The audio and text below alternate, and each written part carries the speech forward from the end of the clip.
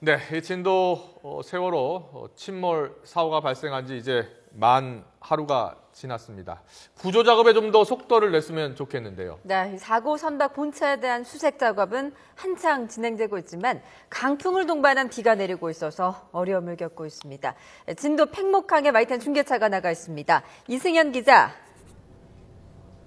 네, 진도 팽목항에 나와 있습니다. 네, 수색 작업이 좀 난항을 겪고 있다는 소식이 들리던데요. 어떻습니까? 예. 네, 지금 빗방울 내리는 거 보이시죠? 한두 시간 전보다는 상황이 조금 나아지긴 했지만 하루 종일 바람을 동반한 비가 계속 내리고 있습니다. 이 사고 현장 인근 해역은 상황이 더 심각합니다.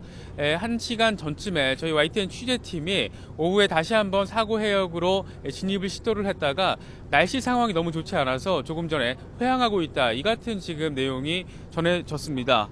바람도 초속 10m로 오전 10시에 비해서 더 강해졌고요. 수온 역시 12도 아래로 떨어져서 잠수부들이 지금 오래 작업을 할 수 없는 환경입니다.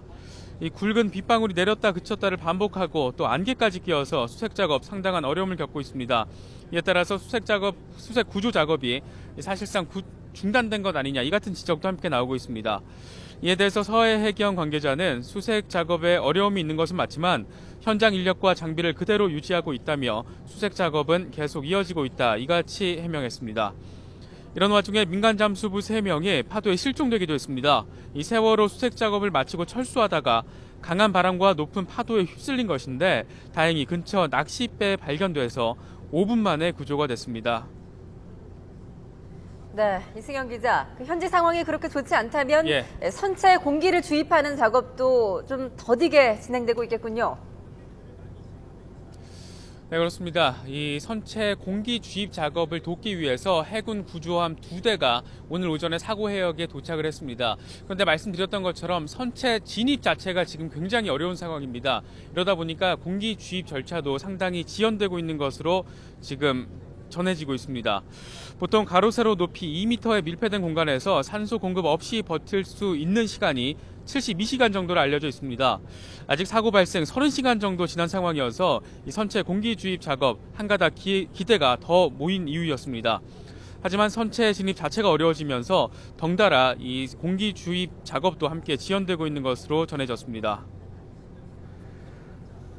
네, 그리고 오늘 오전이었죠. 사고 해역에 직접 실종자 가족들이 다녀왔다고요.